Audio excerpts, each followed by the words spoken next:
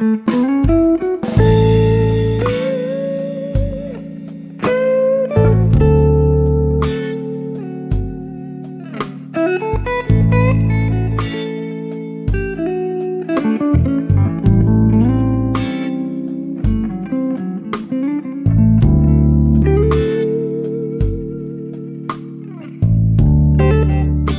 it's blues time, baby.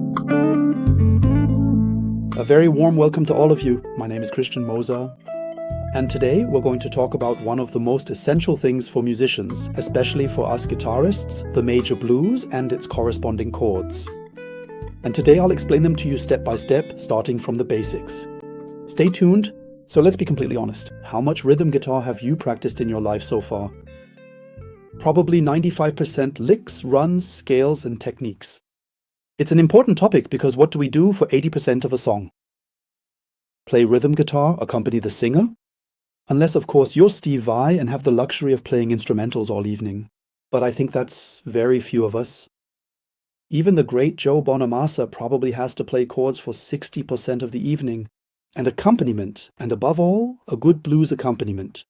Because only then does a blues solo, like the one in the intro of this video, have the impact it's meant to have, when the right chords are played underneath. Otherwise, even the most beautiful blues lick doesn't really make any sense if the right harmonies aren't underneath it. And that's what I'm going to show you today. So today we're talking about a major blues in A, and I'll show you the most important chords and how they're derived. First, let's talk about the blues progression itself. I'll put it up on the screen here. A blues progression usually has 12 bars, as shown here. So why a blues progression at all? Just like in sports, music also has rules and progressions.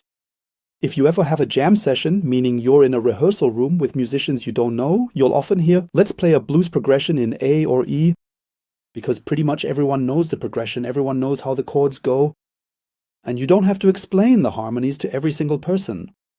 So, it's a progression everyone should have learned, and that's usually the 12-bar blues progression. As I said, you can see it on the screen. The major blues consists exclusively of dominant seventh chords. These are major chords with a minor seventh. And these dominant seventh chords have a certain friction. You can hear the friction here. That's the so-called tritone. And unlike in classical music, this friction is not resolved. In classical music, you learn that if you have an A7 chord, it has to be resolved, for example, to D major. In the blues, it's different. The tension or dissonance is not resolved. It goes from one dissonant chord to another dissonant chord. And that's what makes the blues what it is.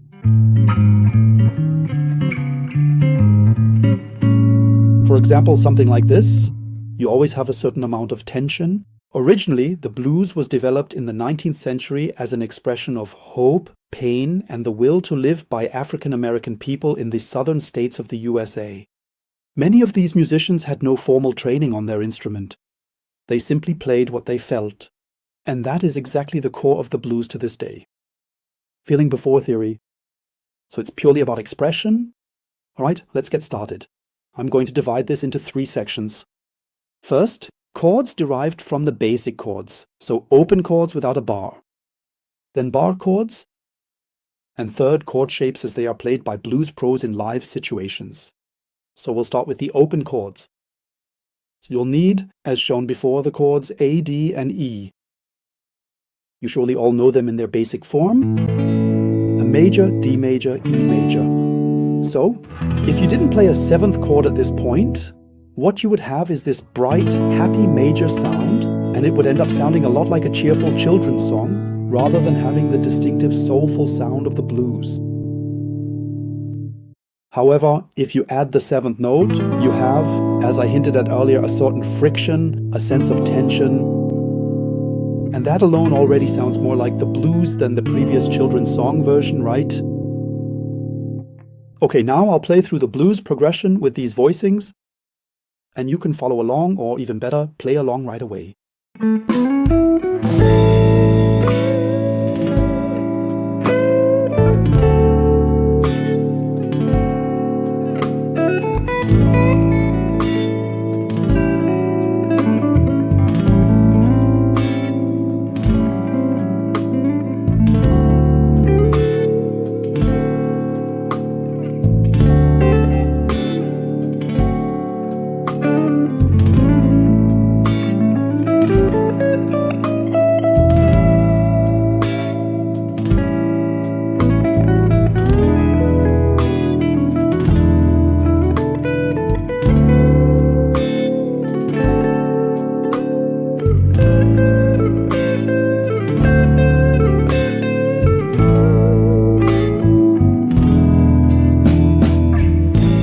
that was version 1.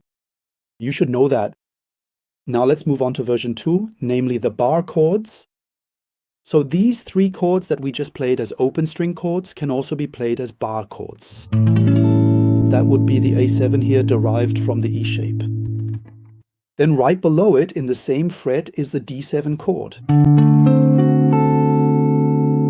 And 2 frets higher is of course the E7 chord. With these chord shapes, we'll play through the progression again. Watch this.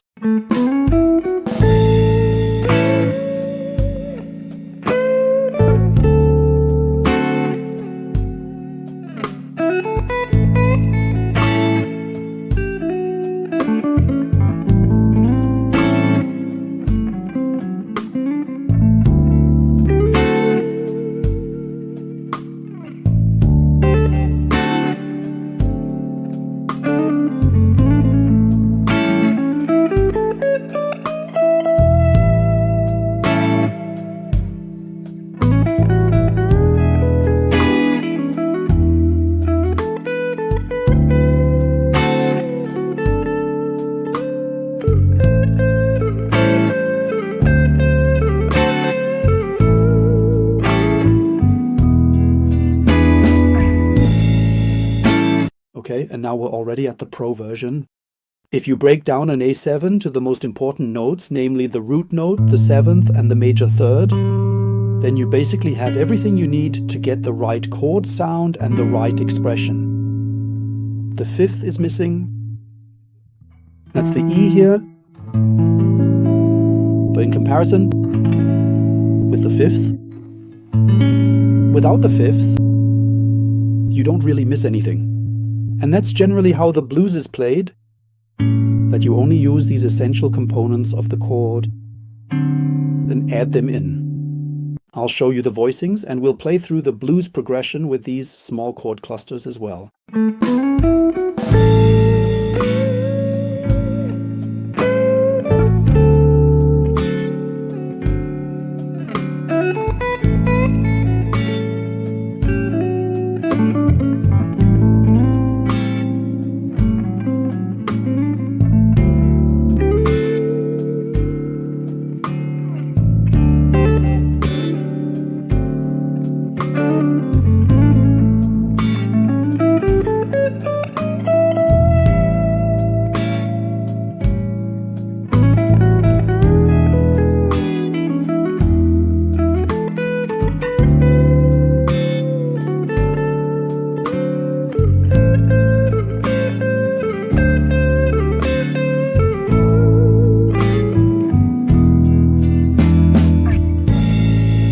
Alright everyone, I think that's enough for a first introduction to the world of blues chords.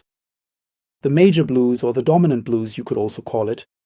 In the next episodes I will cover the minor blues, typical blues chord licks that you should know, and of course we'll continue to examine the harmony in more detail to see what's going on, and I'll show you lots of examples. So be sure to watch the next episodes. Now, a few words about the sound. I played my ES335 here on the neck pickup, because this neck pickup has a very warm and round sound. It's supposed to be a bit of a B.B. King style, like in the picture you saw. If you play in the middle position, you'll get a slightly wirier sound.